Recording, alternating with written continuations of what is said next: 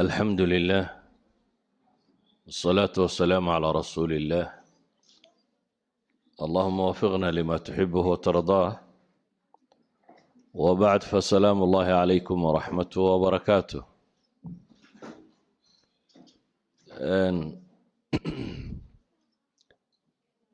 درسكم إن شاء الله تعالى وحكو سابسين حديث كمدة أحاديث النبي عليه الصلاة والسلام وقصة أروري في صحيح مسلم. حديث كسي أبا هريرة ورنا يوحان النبي قولي عليه الصلاة والسلام: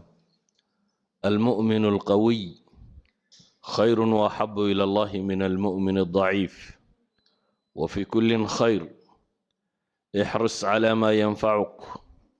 واستعن بالله ولا تعجز، وإن أصابك شيء فلا تقل لو أني فعلت كان كذا وكذا، ولكن قل قدر الله وما شاء فعل،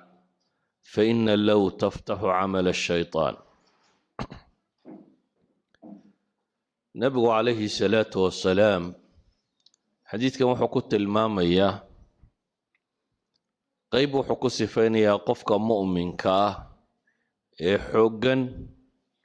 يسدوغ خير بدن هي كي ضعفك كتشره. قيبها الضمانة وحكوت المامية النبي عليه الصلاة والسلام وصينا يددك مسلمين تا وحنا بيقول المؤمن القوي مؤمن كحوقه قوة لشيغيا ومعنى بلارنتي. علماء ضبط وكمية إمام النووي رحمة الله عليه وحليه والقوة في الدين والتقوى والعبادة. قفك مؤمن كي كحوقا عقيدة ديسية دين تيسية عبادة ديسية كاول اسكو الرعسي سيني كاسا خير وأحب إلى الله كخير بدن وألكتي سلقاقتش عليهي من المؤمن الضعيف. مؤمن كعقيدة ديسة أما إيمان كيسة أما عبادة ديسة أما أعماشيسة آخرة أي ليدته. وحيكلو علماء كت المامان المؤمن القوي. المؤمن القوي وكا الرجل القوي هذا أي القوي في رجولته كاسوا معناه لبعض علماء التلمامة وحويان إن قوة الله إطلاقه ومؤمن كحوق بدن له سواء هدو حوق جريدي هاي أو دي جهادي عبادة يكو استعمال أما هدو حوق عقليادي هاي أما هدو حوق علميادي هاي أما هدو حوق عبادي أي باب حوق وقل كرابي لي. marka mu'minka awoodda badan leh ee awooddiisa si khayrka u adeegsadiya iimaanka iyo intaajka iyo wax soo saarka mu'minkaasaa ka khayr badan mu'minka daciifka ah. culimmadu waxay yidhahdaan fil asli dee quwada waa layna faray waaciddu lahum ma statactum min quwa baa ilaahay yidhi markii gaalada iyo jihaadka laga warramayay waxaa u diyaarsataan wixii xooga a awoodaan oo dhan baa la yidhi. idan xooggu في كل أبوابه هذه خير لو أديك سنة يوا خير. وواحد هذا مؤمنك شرهان حق بدن قوة بدنية له خير كوا أديك سنة ده كوحتر بدنية مؤمنك ضعيف كاسكليته يعني سقوا واحد بدن قبل كرينين. مؤمنك حقه في علمه وفي إنتاجه وحصصار كيسيا قونتي سي حق بدن تهي dadka ku anfacaya wuu ka fadli badan yahay kii jahliga ku jiray amase kii aan muntijka ahayn ee laziga ahaa kii qofkii iska fadhiyaan wax soo saarka lahayn. waxay duuduub ahaan tilmaamaysaa quwadu xataa quwa albadaniya. qisadii matala nebi muuse ilaahay markuu ka warramayay reer u yimi magaalada meesha dadku xoolaha waraabsanayaanee habluu laba hablood ay xoolahoodii cidlo ula baxeen maxaa idinku dhacay buu yidhaha xoolaha u waraabsan weydeen. waxay yidhahdeen annaga aabahayana waa gaboobay yacni waa daciif maa yaqdir shay annaguna ma gallo raggu meeshan ay isku jiidhayaan ilaa iyo ay ka baxaan. dabeetana wuu u waraabiyey. hadhow inantaasi markay aabbaheed la hadlaysay ee rabtay ninkan in reerka aanu ka tegina si uun loogu hayo أيا واحد تري يا أبت استأجره إن خير من استأجرت القوي الأمين أبو نكن شقالي سي سبيتري وأجير كدك إن خير من استأجرت القوي الأمين بيتري قف شقال الله درته وحأوفي عن قف حوق له وقوي وحي قبن كريه أماننا له. إذا النبي عليه الصلاة والسلام وحينات المام يا مؤمن كحوقا ويقول رسي إلهي رمينتي سيا طاعدي سيا عبادتي سيا أعماش آخر كحوقا تدباتي راسدك لو حوق بدن لكن مركا اعتماد عبادات كي دينتي عقيدة ضعفاء كان كو واقف باب كاسي كحوق له كاللبات وقف بين هذا منتجة قف وحصاصار له كاسيوك خير بدن مؤمن كضعيف كا هذا نوح النبي عليه الصلاة والسلام وفي كل خير مؤمن ودنا خير بكوشرة توقفك إيمان يعمل لي مهلا بكلا مرتبة سرية خير بكوشرة واحد هذا علماء البلاغة مثلا كلا الاحتراز بين هذا نو وحيكون المامان قفكو انتو وري يراهضو إن سيابك الآن لو فهمين أيوك احترازا مثلا الله القرآن كوحكويري لا يستوي منكم من أنفق من قبل الفتح وقاتل أولئك أعظم درجة من الذين أنفقوا من بعد وقاتلوا مص النبا إلى هيري كوي فتح مكهر تد حولها بحيات دقا الله ما يدين توسوها القمي كوا سا درجة سرية وفتح مكة وحي كدن بي وحي مركاي السلامية وحقبطيميان وحد وترسيس لهين هداد سيدا وفهم لهيد ويقلدم لهيد لكن إلهي بكسي جوابه وحولي وكلا وعد الله الحسنى لما أنتو دي إلهي باوية بوهي وناق لبضو بوناق بيلي سيدا وقيد مثلا قصة النبي داود يا نبي سليمان وحكمي مركا إلهي تلمامي وحولي وداود وسليمان إذ يحكمان في الحرث إذ نفشت فيه غنم القوم وكنا لحكمهم شاهدين ففهمناها سليمان بإلهي واحد أستاذ نبي داود يا نبي سليمان مركي أي حوله بيرتا قالي حكوميين وحي إلهي كنت المامي ففهمناها سليمان نبي سليمان بانو فهم سين نبي سليمان بان فهم سي داود وحقرن ما يمياه ما يسأن كان لوغا فهمين بإلهي وكلنا آتينا حكما وعلما لما أنت دوحا نسيني بإلهي سبحانه وتعالى حكميه هي علمي با لبضو بعد ما أنت دوي لهاي آيات كلا لا يستوي القاعدون من المؤمنين غير أولو الضرر والمجاهدون في سبيل الله بأموالهم وأنفسهم فضل الله المجاهدين بأموالهم وأنفسهم على القاعدين درجة وكلا وعد الله الحسنى على كل نحن نوصعنا وفي كل خير إني تلماميسو مؤمن كإيمان صحيح لغاها لا طاعدي سليمي كل بين خير كسوغيني لكن markay timaado mu'minka in classification lagu sameeyo in la kala sooco inuu ka qawiga iyo ka khayr badan yahay ka daciifka abu nabigu tilmaamay alayhi salatu wasalaam qaacidada markuu nabigu sheegay ayuu wuxuu inoo tilmaamayaa dardaaranana siinaya dardaarankani waxa uu sheegayaa wixii qofka mu'minka qawiga ka dhigi lahaa maxaa qofka mu'minka xoog u yeelaya wuxuu nabigu yiri kow احرص على ما ينفعك وحد كد داشا وإلى لسا وحك وأنفعيا نلش أي نشوغنو بني آدم كو وقت اسكميدو هايستا وقت اسكميدا انت بدن دادكو لحدنشير كونتنشير تدواتنشير ميلا وسوى دا قادا لكن ميرها يرات كي دوني دا كاكتاقان iyagoo isku waqti noola waa kala nooc sababta uu kala noociyna waa mas'aladatan amalka bini aadamku qabta waa saddex qaybood mid oo inuu yahay qayb ku anfacaysa qayb wax tarta akhriya dun manfacuun leh iyo inuu yahay qayb wax dhibta akhriya duma dhibaato kuugu jirto iyo inuu yahay qayb aan manfac iyo madaro toona lahayn laba inaad ka tagtaa marka la raba midna qaadatid wuxuu nabigu leeyahay ihras ala ma yanfa'uk waxad ku dadaashaa waxa ku anfacaya waqtigaaga iyo maalintaada iyo xooggaaga iyo cilmigaaga iyo aqoontaada iyo hantidaada iyo garaadkaaga iyo waxaad awood leedahay oo dhan waxaad ku isticmaashaa waxa ku anfaca. taa macnaheedu waxa weeyaan waxaad ka tagtaa wixii ku dhibaya ka tag. waxaad kaloo ka tagtaa waxaan macnaha samaynaynin. dadka in badanoo ka midi waxaabay dhib ku ah waqtigoodaba, marka waxay raadinayaan waxay ku dilaan, waxay ku madadaashaan. madadaaladu waa wuxuu rabo qofku inuu waqtigiisa ku baabi'iyo, xooggiisa iyo xoolihiisa iyo caqligiisa ku baabi'iyo, aan adduunkana manfac ku lahayn aakhirana manfac ku lahayn. adduunna wax kama tarayso waxaanu wadaa, aakhirana wax kama tarayso. qofna isagu wixii dhibayay baabuu waqtigiisii ku bixiyey wax xaaraan oo aan diin ahaan ku bannaanayn oo caqiid ahaan bannaanayn oo ayuu ku bixiyey. nabigu calayhi salaatu wasalaam markaa wuxuu ina leeyahay ixris calaa maa yanfacak, calaa maa yanfacuk, ku dadaal waxa ku anfacaya. bitacbiiri ahli lcasri waa waxay yidhahdaan kun muntijan aw kun iijaabiyan, qof wax soo saar le ahaw, qof wax tara ahaw,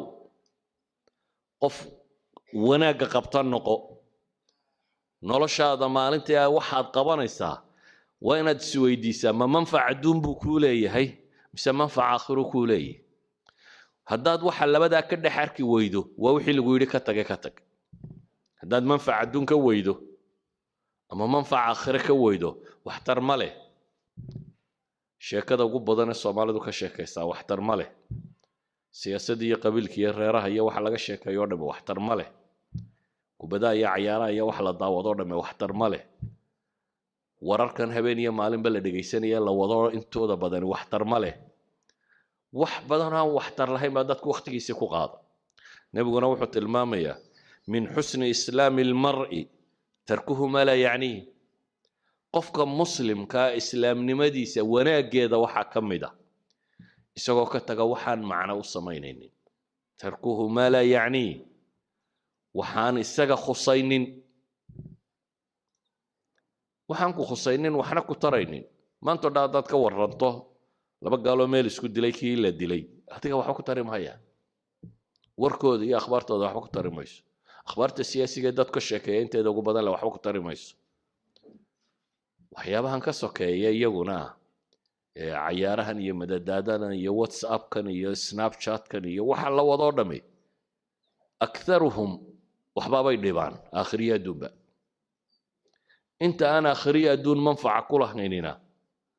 aan wax dhibinina waa inaan adduun iyo aakhiratoona manfac ku lahayn. marka wixii aan manfac ku jirin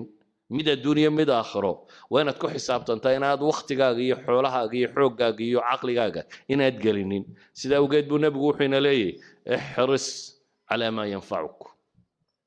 wixii ku anfacaya ku dadaal. intaa kadib buu nebigu wuxuu leeyahy calayhi salaatu wasalaam wastacin billaah, ilaahayna kaalmayso. ilaahay kaalmayso macnaheedu waa in qofka mu'minka ahi wax kasta oo uu qabanayo ama uu ka fakerayo wuxuu rumaysan yahay inuu ilaahay gacantiisa ku jiro. qofka mu'minka ee dhabta ahi quruur kuma dhaco iyo cujb, isla weyni iyo anaa caqli badan iyo anaa karti badan iyo kaama rumaysana. qofka muslimkii wuxuu rumaysan yahay ilaahay inuu mar kasta u baahan yahay,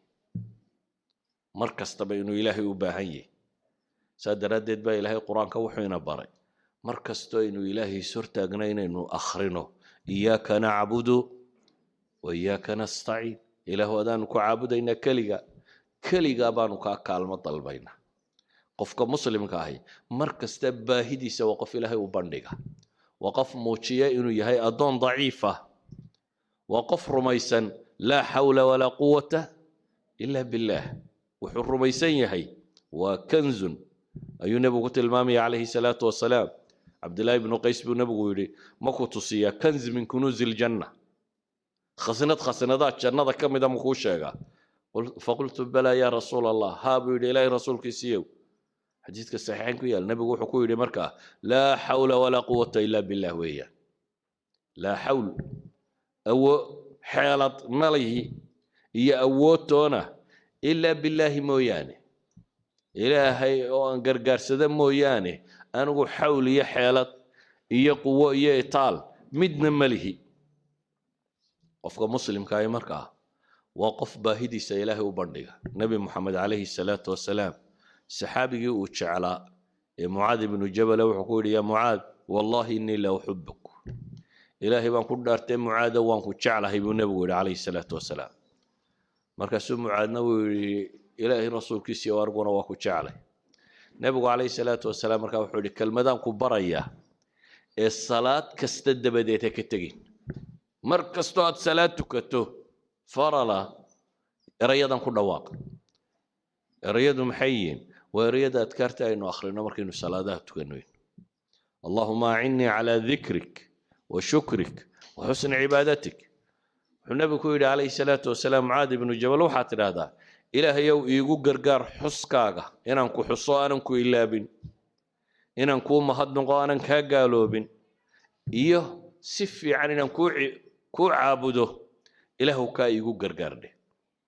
nebigu calayhi salaatu wasalaam markaa wuxuu inagula dardaarmayaa kow ixris calaa maa yanfacak wixii ku anfacaya inaad ku dadaasho waxaan ku anfacayn inaad ka tagto isla markaana inaad ilaahay tala saarato oo ilaahay subxaanahu watacaala aad u tala saarato wax walba wuxuu nebigu raaciyey markaa taa cagsigeeda waxaa dadka u diiday inay wax qabtaan walaa tacjis buu nebigu leeyahy calayhi salaatu wasalaam tacjis iyo tacjas labadaba waa la odhan karaa buu yidhahdaa imaamu nawowi laakiin kasrada caana walaa tacjis ha caajisinku waa maxay qofka bini aadamka laba wax baa ku dhaca bay yidhaahdaan alkasalu waalcajsu bay yidhaahdaan kasalku waa qofku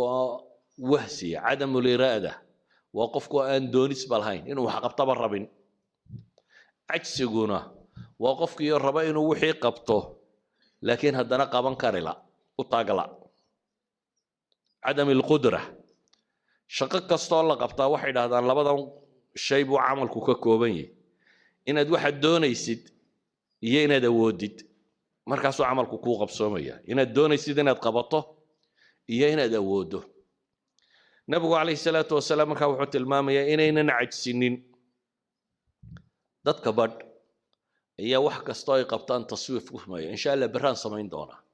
war maanta aad qaban karaysaa maxaa berri camal kale u dhigo maya berraan samayn doonaa wax kasta berru u dhigaya ama maahe brogramyo iyo barnaamij buu degayaa markaasuu leeya insha allahu saasaan yeelaya sanadka dambe qur-aankaan xifdinaya sanadka dambe waxaan rabaa jaamacadda ee balas inaan kaga baxo insha allah waxaan rabaa waqtiga soo socda tijaaradaasi inaan galo waxaan rabaa kutubtaa inaan dhigto waxaan rabaa cibaadadaa inaan sameeyo laakiin afku ka leeyahay waa barnaamij afka ah camal ma gaadhayo isuma bedelayo maxay wax camala isuma bedelayo in wax la bilaangareeyaa ma xuma laakiin waxaad bilaangaraynaysaa waa inuu yahay waxaad awooddo qaban karaysa marka koowaad shay fii maqduurik waa inuu yahay waa inaad qof riyoonaya noqon dadka badh baa day dreaming adoo soo jeeda inaad riyooto maaha waxaanad samayn karayn haddaad iskaga wadwado waa riyo kale un dadkii hurdaa riyooda dadka soo jeedana qaar baa riyooda oo mar haddaad waxaanad qaban karayn aad ka fekerayso waad riyoonaysaa waxaad balaangaraysay waxaad qaban karto waa inuu noqdaa marka labaadna waa inaad fulisaa fulintu dadka badh baa fulanima haysaa armaa dadku kula yaabaa armaa si xun lagu eegaa arma shaki unbaaba iskaga soo ururaya dadka badh oo wixii uu qaban lahaa u diidaya armaa lagu idhaahdaa waxaan wuu istusaya waxaan kan buu samaynaya laakiin nebigu wuxuu ina leeyahay ixris calaa maa yanfacak wastacin billaah walaa tacjis marnaba ha caajisin bale nebigu calayhi salaatu wasalaam saxaabigii u shaqayn jiray anas ibnu maalik ahaa ayaa wuxuu leeyahay anuu nebiga u shaqaynaya wuxuun baan maqlaa isagoo ku celcelinayoo leh allahuma inii acuudu bika min alhami waalxasan waalcajsi waalkasal waalbukhli waaljubn wadalaci addayni waghalabati alrijaal isagoo ku celcelinayo le ilaahu waxaan kaa magan galay warwarka iyo walbahaarka iyo tiiraanyada iyo murugada. hamigu waa waxa soo socda uu qofku ka warwaro mustaqbalka oo la madoobaada oo dabeetana qofku warwaro. xusniguna waa wixii ka tagay qofka oo tiiraanyo iyo murugo ku reeba. idan waa laba warwar ama laba walbahaar, laakiin waxay ku salaysan yihiin midna waa wixii tagay, midna waa waxa soo socda. nabigu calayhi salaatu wasalaam labadaba ilaahay buu ka magan galay. wuxuu kaloo ilaahay ka magan galay alcajsu walkasal. waa labadan xanuun aynu hadda sheegaynay. qofku inuu cadami lqudra, inuu wax awoodi waayo, ama in doonistuba ka dhimato. doonistuba inay ka dhimato. oo dadka badh baa wahsiga iyo hurdada mooda inay nimco tahay. waa raaxaysanaya buu leeyahay, deetana wuu jiifaya saa baktiga. waxba nolosha hurda kuma soo kordhiso. qofku waa inuu hurdada seexdaa intuu uga baahnaa uun, intuu caafimaadkiisa ku ilaalinayay, intuu nashaadada jidhkiisa uu dib ugu soo noqonaysay. sidaa awgeed buu nebigu wuxuu ilaahay ka magan galay wahsiga iyo waxtaryarida. wuxuu kaloo ilaahay ka magan galay bukhliga iyo jubniga. jubnigu waa baqaha. waa qofku markuu wahsado dee wixii uu ka baqaya, dabeetana si aad u sugaysa leedahay baraad qaban inaad u leedahay ayay iswada fuulaysa. hadhowna waxay gaaraysaa shaqadii waxaanad qaban karinba. bukhliguna waa wixii oo anfacaagii oo aan dadka gaadhaynin. anfacaagii oo aan dadka gaadhaynin. wadalaci dayni wagalabat rijaal. waxa uu nabigu sheegayna waxa ka ratibma daynta oo kaa xoog badata iyo bini aadamka oo kaa xoog bata. xadiidkani waxa uu tilmaamayaa markaynu soo duuduubno qofka muslimka inuu qof active, qof nashiita, qof firfircoon, qof raba inuu wax qabto, qof camal adduunyo mid aakhira midun ku foogan, qof aan noloshiisu khasaare noqonin ama waqtigiisu khasaare ahayn ayuu nabigu calayhi salaatu wasalaam tilmaamaya. walidaalika buu nabigu wuxuu tilmaamayaa waqtiyada qaarkood ayacjizu axadukum buu nabigu yidhi, waar midkiin miyuu kari waayaya an yaksiba kula yawmin 1000 xasana. maalin kasta inaad 1000 xasano shaqaysato miyaad awoodi kari waayeysa? nin raggii meesha fadhiyey baa wuxuu yidhi kayfa yaksib axaduna 1000 xasana. oo midkaa yasuu 1000 xasano u shaqaysan karaa, 1000 ajara u heli karaa. qaala yusabixu 100 tasbiixa fayuktub lahu 1000 xasana. dee 100 goor baad subxaan allah odhanaysaa iyo waxa laguu qoraya. subxaan allah intay kaa qaadanaysa? 100 gooroo subxaan allah waa less than 1 minute. ka waran 1 daqiiqo oo noloshaada ka mid ah haddaad 1000 xasano shaqaysan karto. saacaddii misaad shaqaysan karaysa? waxaa meesha taalla markaa nebigu wuxuu leeyahy qofkaasi subxaan allahi yidhaahda ee tasbiixda la yimaada 1000 xasanana waa loo qoraa, aw yuxatu canhu 1000 khati'a, ama 1000 dambaa laga dhigaa. cajsigu dad buu gaadhay inay xataa awoodi kari waayeen inay ilaahay baryaan. ilaahay baryadiisa xataa inay ka gaabsadaan. si awgeed buu nebigu wuxuu leeyahy acjasu nnaasi man cajasa can idducaa. acjasu nnaas man cajisa can idducaa. dadka waxaa u caajisnimo badan dee ninka awoodi kari waaye ilaahay inuu baryo. wa abkhalu nnaasi man bakhila bisalaam. dadka waxa kaloo u bakhaylsan buu nebigu leeyahy calayhi salaatu wasalaam qofka dadka kala bakhayla inuu ku yidhaahdo assalaamu calaykum. assalaamu calaykum waa duco. inaad dadka u ducaysad kala bakhaylaysa. ayuha alaxiba, waxaa leenahay cajsigu marar badan buu noqdaa jahliga. marar badan buu sababta cajsiga keenta ay tahay aqoon darrada. waayo subxaan allahi haddaanad ajarkeeda garanaynin waa aqoon darra ku haysata. aqoon darradu waxay keentaa qofku inuu waxba qaban waayo. hadaad aragto qof aydhal ah jahlnima haysata, walow uu xoog badan yahay, walow uu dakaagiisu intelligencekiisu uu sarreeyo, walow uu caqli badan yahay, mar haddaanad muntij ahayna wax soo saaraynin waxay yidhaahdaan nolosha waxaa qiimaha ku sameeya ma aha inaad caqli badantay ee waxa weeyaan bay yidhaahdaan inaad hardware kar tahay nolosha taasaa raad ku leh qof xoog wax u qabta inaad tahay garadka badane hadduu hurdo dhalo waxba tari maayo si kastoo aad daki u tahay haddaad qof laysiyatay qof aan firfircoonayn haddaad tahay garaad bandidna waxba kuu kordhin mayso si awgeed buu nebigu wuxuu tilmaamayaa amaba se aan aayadda qur-aana tilmaamo ilaahay subxaana wa tacaala wuxuu qur-aan ku tilmaamay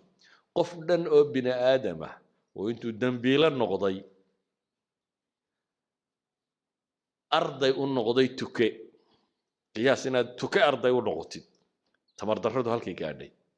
saa daraaddeed baa ilaahay wuxuu leeyahy fabacatha allahu ghuraaban yabxathu fi lardi liyuriyahu kayfa yuwaari saw'ata akhiih qaala yaa waylataa acajaztu an akuuna mithla hada alguraab fawaariya saw'ata akhii faasbaxa min annaadimiin in aadamkii walaalkii dilay markuu dembiga geystay walow uu xoog weynaayo xooggaa walaalkii ku dilay uu qabay kadib aqoon darrada haysatay waxay noqotay si uu u galo meydkii walaalkii buu garan waayey ilaahay baa wuxuu u soo diray tuka markaa aqoonta ah in wax la xabaalo baray tuka kaloo dhintay god u qoday oo aasay wuxuu baray markaa in wax la xabaalo wuu halaanhalay ama wuu calaacalayo wuxuu leeyahy yaa waylataa acjaztu an akuuna mithla hada alguraab halaagaygiiyow kaalaye ma waxaan ka liitaa ma waxaan ka waxtar xumaaday inaan tukahaasoo kala noqdo idan jahligu tukuu macallinkaaga dhigi dad badan oo maanta soomaaliyeed oo iska fadhiya waxay la fadhiyaan waxay qabtaanba way garan waayeen jahligaa fadhiisiiyey beer si loo qoto ma garanayo wax kale si loo sameeyo ma garanayo aqoon si loo barto ma garanayo jahli baa fadhiisiiyey jahligu markaa dadka wuu duleeyaa idan aqoontu iyo cilmigu waa min alquwa almu'min alqawiy khayru axabu ila allahi min almu'min daciif wa fi kullin khayr quwada la sheegaya aqoontaa ka mid ah si awgeed ayuu nebigu calayhi salaatu wasalaam inagala dardaarmayaa istacin billaahi walaa tacjiz ilaahay kaalmayso oo isticaanadaada ilaahay kaalmayso hana caajisin qur-aankana ilaahay wuxuu inoo tilmaamayaa in badan baa ilahay wuxuu qur-aanka ka warramaya reer banu israa'iil oo la leeyahay khuduu maa aataynaakum biquwa war waxaan diinkaanu idiin soo dejinnay war si ijtihaad iyo firfircooni iyo xoog uu ku jiro khuduu maa aataynaakum biquwa baa ilaahay leeyahy نبي موسى محا إلهي لي وكتبنا له في الألواح من كل شيء موعظة وتفصيلا لكل شيء فخذها بقوة وأمر قومك يأخذ بأحسنها إلهي نبي موسى كلي فخذها بقوة سددال يتمر كتشر تقاضى خذوا ما أتيناكم بقوة واسمعوا قالوا سمعنا وعصينا مركي إلهي والنبي يحيى لهد لي وحلالي يا يحيى خذ الكتاب بقوة والنبي يحيو كتابك سي حوغان وقادة بالليل سي جدية سي اجتهاد كتشرو سي الددال يفر فرعوني كتشرتو إلهي كتابك سو قادة بالليل وحا قرآنك إلهي وكسي فينيا دادك وهسك يا عكسك هيا إن استفادة منافقين تطي وهسك إلهي إن المنافقين يخادعون الله وهو خادعهم وإذا قاموا إلى الصلاة قاموا كسالى منافقين إلهي وعكوت المامي صلاة هذا وكعا وكوكعا إيغو كسالى إيغو وهسي يعاجس هيو ولا يأتون الصلاة إلا وهم كسالى صلاة لما يما دنبا إلهي إيغو حالة كسوغان مويان أيها الأحبة markaad wahsato acmaashu way isfuulfuushaa wixii maanta kugu habboonaa inaad qabato markaad qaban weydo wayse sii kortaa sidaa awgeed baa ilaahay wuxuu ku tilmaamayaa yaa ayuha aladiina aamanuu ما لكم إذا قيل لكم انفروا في سبيل الله أثاقلتم إلى الأرض وردتك مؤمنين تهم حيد كل عي وهدي الله إذا هذا إلهي تيسا وصباح جهادك وصوكع أثاقلتم إلى الأرض بالله ما حد كيدن كعسليي يا إلهي إلهي سبحانه وتعالى ما حد كسرنا بيساره وكعكير ويده أرضيتم بالحياة الدنيا من الآخرة ما أدون كآخرة كشعلات بإلهي إلهي فما متاع الحياة الدنيا في الآخرة إلا قليل إلا تنفروا يعذبكم عذابا أليما ويستبدل قوما غيركم ولا تضروه شيئا أيها الأحبة كوا منافقين جهادك كوه سدا إلهي وحكوت المام إن الصفات كمنافقين تكمتي تاسي يا أيها الذين آمنوا خذوا حذركم فانفروا ثبات أو انفروا جميعا وإن منكم لمن ليبطئن فين صار وحيدا كم إذا إلهي مدتك بعكس قالين يفرسين ودبوا الريبية waxay yidhahdeen daraasaadka cilmiga ee dambe xataa caafimaadka qoladan maanta ka shaqeysa waxay tilmaamayeen daraasay tilmaameen cilmiga Hong Kong ay ku sameeyeen oo dadka Hong Kong baadheen markaas waxay yidhahdeen laziness-ka iyo wax qabad la'aanta iyo sigaarka bulshada keeba dadka leyntiisa ku badan bay dhahay sigaarka waxa la wada yaqaanaa inuu sun yahay oo boysiyo dadka laayo cagsiga iyo iska fadhiga ka batay iyagu daraasaday sameeyeen qolana 6,800 meelaasay noqotay qolana 5,700 maanta waa kuwan yiraahdaa xanuunada ugu tirada badan ee bini'aadamka ku dhaca waxa keena bay yiraahdaan maxay exercise laan exercise-ka la sheegay inaad boodboodo quran ma waa inaad wax qabato laakiin haddaad iska yuurto una fadhidid qof fadhiya habeen iyo maalinba caafimaadkiisa ba khatar ku jira ka kale nolosha inaad wax tar ku yeelato wax soo saar inaad yeelato ee waxa khatarta galaya waxa weeyaan maxay adiga caafimaadkaaga ba khatar galaya ولذلك بقى طبعا ما انت waxay tilmaamayaan qofku inuu nashaad iskaliyo ma macaan baad qabtaa ma sokor baad qabtaa ma kan baad qabtaa maalintii inta soco inta qabo inta yani waa wax qabo fadhigu marka aqligana uma fiicna iska fadhigaan waxba lagu qabanaynin jirkana uma fiicna aakhirana uma fiicna adduuna uma fiicna laziness marka nolosha meel laba wax kaga male ee waxa meesha taala qofka mu'minki inuu muntij noqdo qof wax soo saar leh inuu noqdo waliga hamoodina waqtigu ku dhaafay dadka barba isle faataka alqatar ka sheegi jireen yani waqtigiiba tagay intaan meesha fadhiyay inta ku hadhay cimriga baa wax soo saar yeelan karta laga yaabo dadka badheysay oo maanta konton jirbaad ama waxbaad baran karaysaa dad ba konton jirreynta ku bilaabeen culimadii ugu waaweynay dunida noqday ma garanaysid cimrigaagu intuu ku gabagaboobi doono ma garanaysid inta ilaahay adiga chance ku siiyay adiga waxa ku xilka ku saaran wuxuu yahay inaad rumaysato cimrigu wali mutasac baa jira nabi maxamed alayhi salaatu wasalaam isagoo taa inagu dhiirinaya wuxuu tilmaamaya in qaamat as-saa'a وفي يد أحدكم فصيلة فإن استطاع ألا تقوم حتى يغرسها فليغرسها نبغى عليه هدو قيامه حقا كصوب لا بصاقعه وأدقعنت كوهيسه فصيلة ده وحلا إذا جت مريت كير الله أبغى ليه جت مريت إذا أدقعنت كوهيسه هذا تكجر سينكرتين هذا أبغى شبه نبغى له يا أبغال بير هذا تكجر سينكرتا بير وإننا أيضا قيامة بيننا نركين بين فردنا ونلين وين جبوبي سومالي ده أفرتن شركة كو جبوب ده سوما في الصومالي مركو بني آدم كبوا حق بدنا مركو قارو أيوة ده هذا وين جبوبه وحول بوي قدام بعضه بني آدم كو عقل كو كجبوبه هذا ما إنك كجبوده أيوة ما تجبوده أنت كلا وحبات قبان كرتاه أنت كلا وحبات قبان كرتاه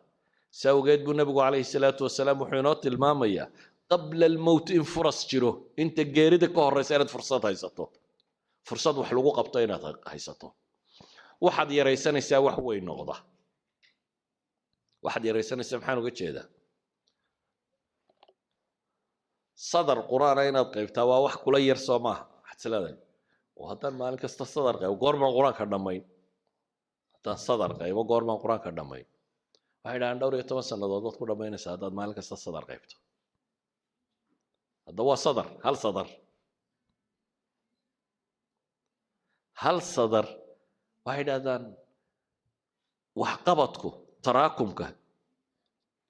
beeritaanku qiimaha ku sameeya markan aad qabanayso wax yaraantiisa ayay ku muuqanay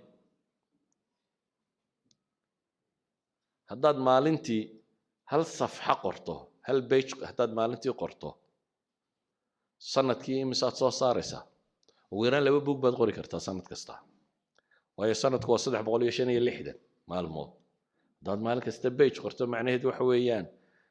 ugu yaraan buug 300 page ka badan ayaad qori kartaa laakiin haddaad tiraahdo ma xaashi aan qoray baa buug noqon doontaa maxaan xaashi ka qori doona aqoontu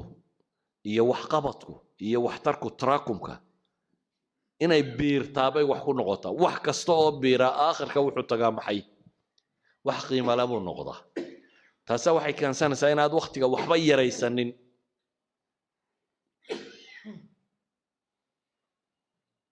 in wadaada wuxuu ii tilmaamayay jaamacad buu master degree ku qaatay isagoo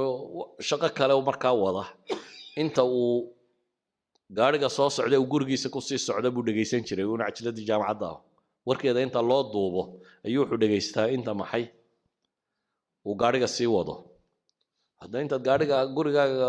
jaamacadda inta tagtay gurigaaga ku sii socota inta aad dhageysato ayaad ku qalin jabin kartaa laakiin waa hadday taraakumto de waa haddaad maalin walba sida tan u dhageysanayso marka waxaan uga dan leenahay camalku iyo waxqabadku iyo waxbarashadu iyo wardigu iyo wax waliba in la biiriyaabay wax ku noqdaan in la joogteeyaabay wax ku noqdaan camalka inaad joogtayso ayuu wax ku noqonaya ilaahina wuxuu ina leeyahay walaa tahinu walaa taxzanu waantum laclawna in kuntum mu'miniin war dadka mu'miniinta wahniyo idinku dhicin haniyad jabina hana murugoonina idinkaa koreeyaba ilaahay tilmaamaya haddaa kuwa mu'miniinatiin haddaad dariiqa iimaanka raacdaan waa koreynaysaan xataa markan awooddaadu intaad qaban kartaa ha yaraata laakiin intaa qabo sawgeed baa ilaahay qur-aanka wuxuu leeyahay waka'ayin min nabiyin qaatala macahu ribbiyuuna kathiir فما وهنوا لما أصابهم في سبيل الله وما ضعفوا وما استكانوا والله يحب الصابرين بدنا أنت النبي قاتل معه الربيون معي سايلا دقال قالين كوا ربي لو نسبي داد إلهي سليبي ومي ضعيف وحيد بسو قاري مي إسديب مي إسدول دقين وحي نغدين داد ولو markaa lagaba xoog batay wada amalkii ilaa intay natiijada ka gaarayaan ayuha alahibba marka xadiiska kan wuxuu nabigu ku gabagabeynaya calayhi salaatu wasalaam weer tilmaamaysa ereyga low ah wixii kaa tegay tiiraanyadooda inaad isku mashquulin oo wuxuu nabigu tilmaamaya calayhi salaatu wasalaam ha oranin bal ma haddaan sidaa iyo sidaa yeeli lahaa waxaasaa soo bixi lahaa saasaa noqon lahay fa ina low taftaxu waxay furtaa low waa camal shaydaan albaabka shaydaankay furtaa oo maxaa jira alqadaa walqadar mar hadduu ku dhaafo lama calaacalo qaar baa waxay yidhaahdeen low kaanuu cindanaa maa maatuu wamaa qutiluu haddayna la joogi lahayn waa kuwo منافقين waxay leeyihiin muslimiinta soo dhimanaysa haday iska joogi lahaayeen nala fadhiyi lahaayeen ma maatu wama qutilu manay dhinteen labana dileen ilaahi subhanahu wa ta'ala wuxuu tilmaamaya qul law kuntum fi buyutikum labaraza alladhina kutiba alayhim alqatl ila madaji'ihim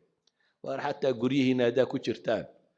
intii waqtigu ka dhamaatay geeridu way iman lahayd ba ilaahi subhanahu wa ta'ala saawgeed low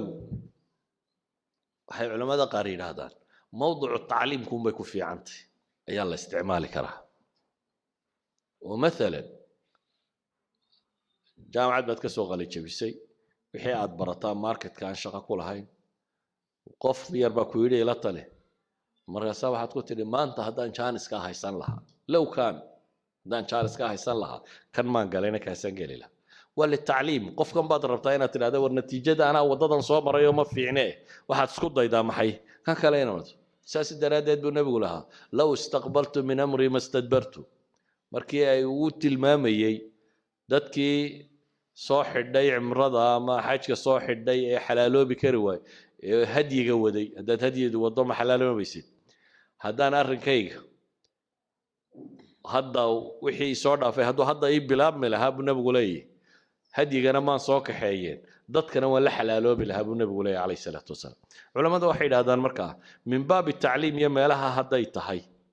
وبنانتهاي لكن باب علاعلك هديتهاي بيلين ما بنانا وهو محي قل ما شاء الله كان وين رميستا وما تشاءون إلا أن يشاء الله إن الله كان عليما حكيما وحي تجي wixii tagay waxba kama bedeli kartid maadaama aanad waxba ka bedeli karaynin ilaahay wuxuu tilmaamayaa wama tashaa'una illa an yasha Allah ilaahay wuxuu doono mooyaane wax kale oo idinku dooni kartaan ma jirto in Allah kaana aliman hakima bal waxaad ka calaacalay saxaaba laga yaabay khayrku saa ku jiray wa asa an takrahu shay'an wa huwa khayrun lakum waxaan ku soo koobaya marka xadiiska dhamaantiiba nabigu calayhi salaatu wasalaam wuxuu inoo sheegay mu'minka waxtarka ah ee nafciga leh ee xooggiisa iyo caqligiisa iyo wixiisu qabanayo nashiidka ku firfircoon qawiga ah ayaa ka khayr badan mu'minka daciifka ah mu'minnimaduna dhammaanteed waa khayr marka horeba dardaarankaana weyna siiyey wixii ina anfacayana inaynu samayno ilaahayna inaynu gargaarsanno cajsiga iyo kasliga iyo waxaana inaynu iska dayno wain asaabaka shay'un falaa taqul haddii wax sidii aad rabtay natiija u dhici weydana ha odhanin buu nebigu yidhi calayhi salaatu wasalaam haddaan sidaa iyo sidaa yeeli lahaa laakiin waxaad tidhaahdaa qul qadara allahu wamaa shaaa facal faina low taftaxu camala ashaytaan sala allahuma calaa muxamedin wacala aalihi wasaxbihi wasalam walxamdu lilaahi rabbi alcaalamiin